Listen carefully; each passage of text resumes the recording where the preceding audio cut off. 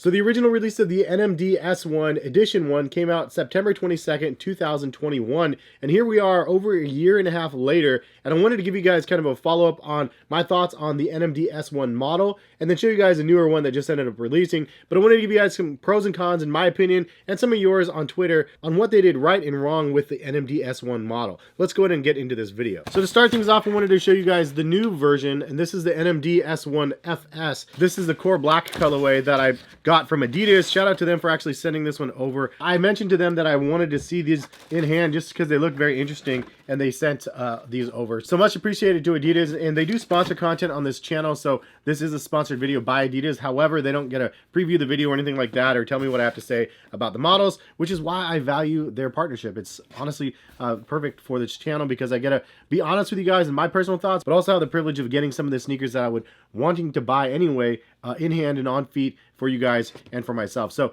this is the newest version, and really crazy looking upper. As you can see, it has like a lot of different waves and designs to this upper, and on the shoe on the side it says this is fusion skin, so very interesting look. Again, it's a fused upper across all of the knit almost, except for where the tongue is, and then also around the collar of the shoe.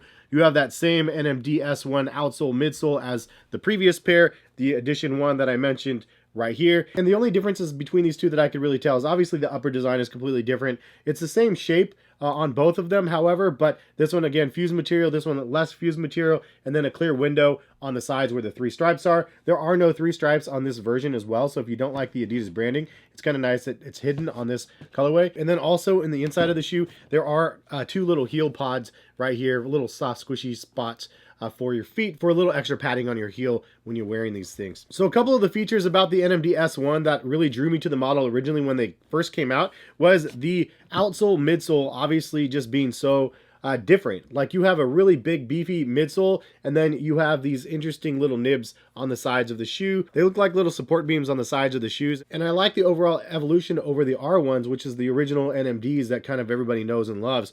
So it's interesting to see that they just made it different and even evolved it further in this model. Then on the bottom of the shoe, you see trefoil mania, because you have tons and tons of trefoils all over the place for the soles of the shoe. And again, kind of clever branding the way that they made the tread out of all the different trefoils. There's a lot of them on the bottom of the shoe, and I think that that looks really cool as well. Now, the original NMD S1 edition 1 had really nice insoles for the trees, and then they had a nice premium box and stuff that they came in. So unfortunately, they don't do that with the other newer versions. Instead, you just have the cardboard form here in the inside, and then also the box is just a regular Adidas box, which is fine. You don't need all the extra bells and whistles and the premium stuff on the product the whole time around, but I did like it, and it does look nice when they do have that available. Now, if you guys are interested in buying the newer versions of the S1s or any of the other ones that they have available on Adidas website, I will link them in the description. And if you guys use my link, it lets Adidas know you guys mess with the channel, as well as give me a little bit of a financial kickback.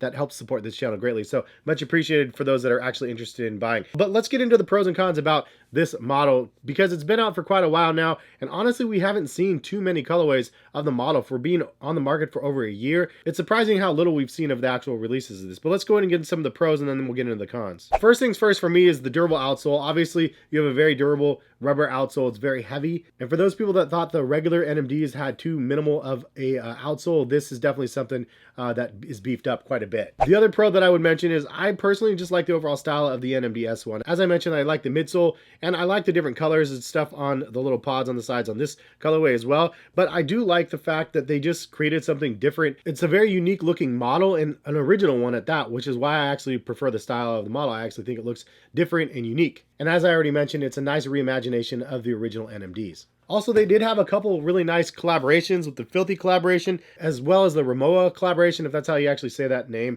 I like both of those ones, but I think that the collaborations were pretty nice. I feel like they could have done more of that, and I'll get into that in the cons in just a second. But the collaborations that they did have, I think look nice. And the last pro is the fact that they are pretty readily available. They're not sold out in a couple different colorways that they have available on Adidas website, and they are readily available for those people interested in buying. Something that I like about Adidas is they usually have a really nice return policy, so if you get the shoes and they don't fit just right, you can always return them if you didn't like what you ended up purchasing. However, just check the screen out, because some of them say no returns. It's very rare when it does that, but sometimes some of the hype stuff, they say that. I would say for the sizing, the newer ones I would say fit true to size is a 9.5.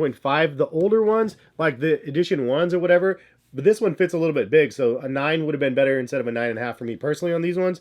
But these ones, the 9.5 fit just fine, and I think it's because of the difference in the knit upper. It's a lot looser on the other ones. It's just more roomy on the first edition ones versus these ones. So true to size personally for me, but again, if you guys have a difference in opinion, leave a comment. Now, a couple of cons worth noting. I personally don't like the way that they rolled out the product over time. It took so long for them to start off with the edition 1 in September, and then we saw pretty much nothing for quite a while, through the end of the year even. I was expecting a holiday release of it. I don't even remember if they did a holiday release, to be quite honest. But I feel like there hasn't been enough marketing about the releases when they are coming out, and it really is kind of a bummer, unfortunately. It's like one of those things where it's like they just drop. I feel like they could have done more seeded packages, maybe. That would have been helpful to just draw more awareness about the product. But the first Friends and Family packs, those ones seem to do really well. These ones seem to do really well, but it's because they were not available and nobody could really buy them. So I do wish they'd change that up a little bit. But now I'm letting you guys know, if you had an interest in these originally, they are available on Adidas website now, which is kind of a plus, just in random colorways and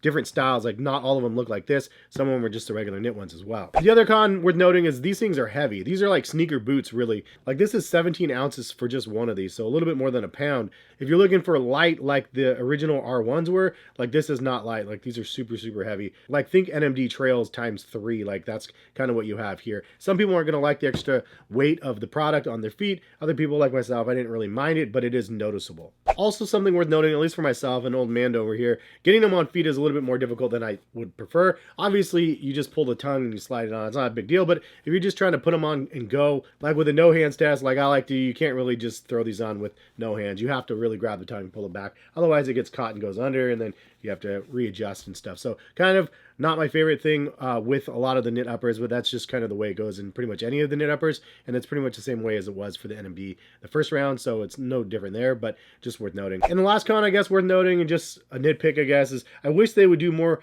like hype launches for some of their products, because I feel like it could generate more awareness about a product because of scarcity. And I feel like Adidas doesn't do a very good job in that in general of their products, which is good when you just want to buy something, you can just get it. But if you want more eyes and to get like a bigger, wider audience like interested in some of your products, especially like a lot of the hardcore sneakerhead folks that are really more into the collectible aspect of sneakers, then they need to make them somewhat more accessible or collectible. Like this one is one of the collectible ones, I guess, or the Friends and Family ones, because they had very limited numbers of those.